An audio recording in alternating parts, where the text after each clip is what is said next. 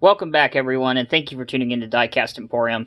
Before we get into this model review, I do want to quickly give a special heartfelt thank you for those of you that reached out to me on social media.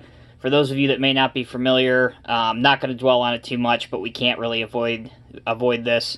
A couple members of my family were involved in a very serious car accident a couple weeks ago in Niagara Falls, and they were taken to the hospital, one of which still remains in there. It's a very serious and ongoing situation, and I just wanted to not skirt the problem because we're here to talk about models, and we're not here to dwell on anybody's personal life or things that are going on. But it's important that we do acknowledge what's going on, and most importantly, I do want to thank the people that took time out of their day to send me good thoughts and positive vibes and prayers, and do want to make sure that I thank each and every one of you. So thank you very much for doing that. But like I said, we're here to talk about models, and we're here to remain positive. So now we're going to talk about a really classic model from NZG in 150 scale. This is the Caterpillar 245 excavator in 1:50 scale. Back in the day, NZG made a few of these. This one in particular, obviously the backhoe configuration, or excavator configuration. But they also made ones in different company colors, and also one with a hydraulic hammer.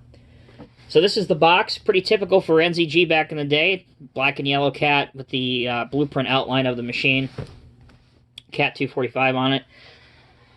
It's always hard to tell when you're watching a video, but it's actually a pretty long box, because the 245 is a rather large piece of equipment. Let's go ahead and open it up and take a look at it.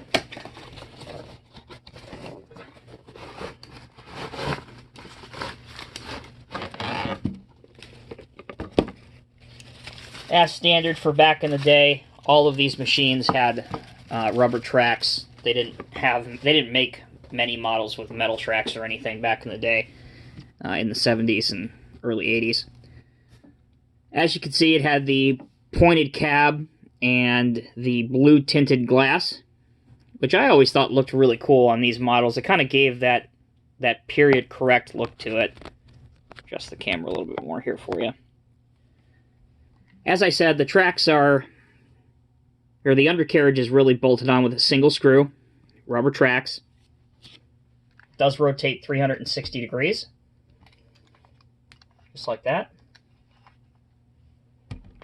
Looking towards the back, the counterweight is very simply detailed, very simplistic details, but you do have your cat logo here. Up on top, you have an exhaust that's molded into the casting, as well as your air cleaner, and some simulated anti-slip pattern up there.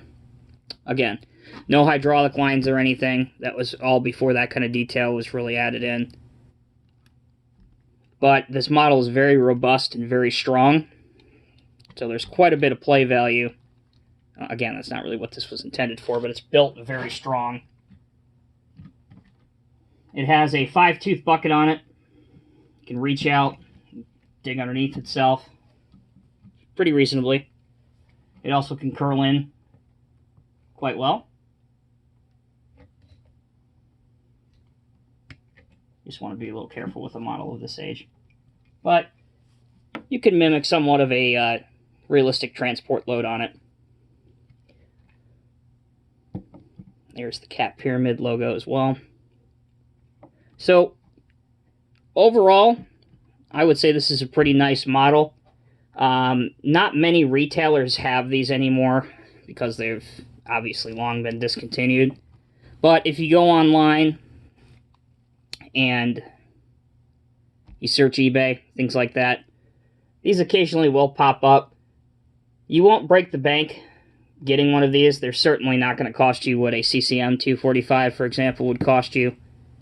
But they're nice machines to have overall. If you can find one in this condition, they hold their value quite well. And they're nice machines to have around. So there you go, guys. A quick review of the NZG Cat 245 in 1/50th scale. As always, guys, thanks for tuning in. If you have any comments or questions, please leave them down below, and we'll see you in the next video.